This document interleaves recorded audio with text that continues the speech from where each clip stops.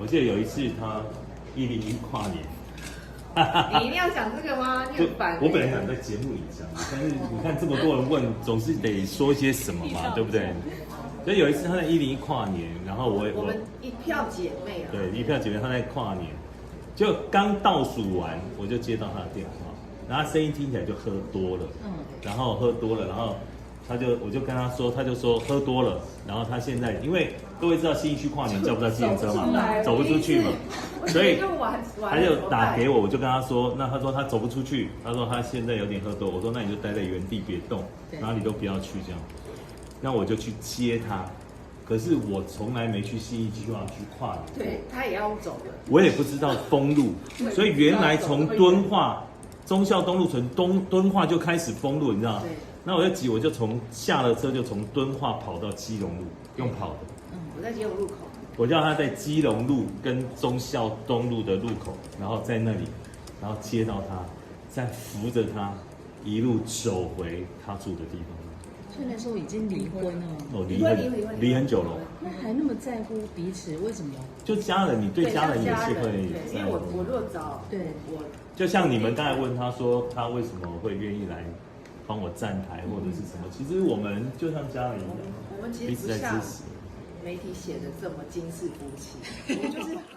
他会跟你情谊就是怎么样从失败走出来。我其实有跟他分享，对，碰哥最大的问题就是，其实碰哥是一个多才多艺的艺人，什么都会，然后又能唱又能演，对不对？还能说，后来呢就想要当导演，有没有？然后又自己自编自导，我说他边导就把自己编导了，所以铁丝玉林呢，我问他。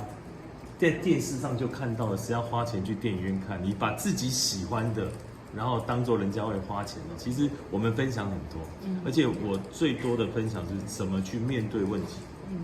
希望他的心境能开一点，因为碰哥有一阵子其实还有点蛮忧郁的，所以我们其实像宪哥，尤其像我们总裁站出来，其实当他现在加入我们，还有在东升直销这一块，所以。我觉得现在的机会点蛮好，我们再来下一个，可能下一步的代言就会找碰哥，有另外的商品。所以坦白讲，我们是真正的帮助人家，希望利用东升这个平台让他站起来。所以除了节目，还有就是产品的代言，我们正在规划。你有教他怎么还债？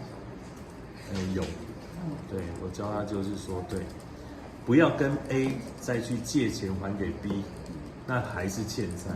就不要在恶性的循环里面，你要利用 A 对你的好或他的资源赚的钱，要把赚的钱去还债。你借东还西，不是一直在欠吗？所以真正还债就是，所以他现在的节目叫做我愿意面对，就是我认输。那你当你面对了停下来，那你才能开始真正的面对债务，一件一件处理。其实我们都是这样走过来的。我跟你分享最近债务。其实还可以，因为我觉得当他开始认真在走的时候，所有的人都会给他机会。而且我们坦白讲，我们做过一波的调查，很多人都对碰哥是蛮正面的。所以我跟碰哥分享最扎实的一件事就是，碰哥你太幸运了，因为媒体跟一般社会观感对你是好的，你不像我，媒体跟社会观感。你出去随便问一个人，没有吐口水，我都已经谢谢他了。就是大家的不了解，我说，所以我都可以，你有什么不可以？坦白说，你们当初听到他2.4亿的时候，反应是怎样？哦，不多。对，不多，2.4亿真的不多。而且你们去看碰哥以前赚过的钱，最近不是看他说有2个节目停，随便停一个节目，2个节目就2-3千万。那换过头来说，就是说，如果他再有开节目。对不对？只要走对了，我们大家都知道，艺人其实节目上这样起落，那不就是2-3千万的事吗？那更何况现在整个东升，当宪哥跟王丽玲总裁站出来支持他的时候，我们现在其实从商品代言或者是他那个模式更不一样。我觉得坦白说，讲2-3年内要还完，不是一个夸大的事，而是真的。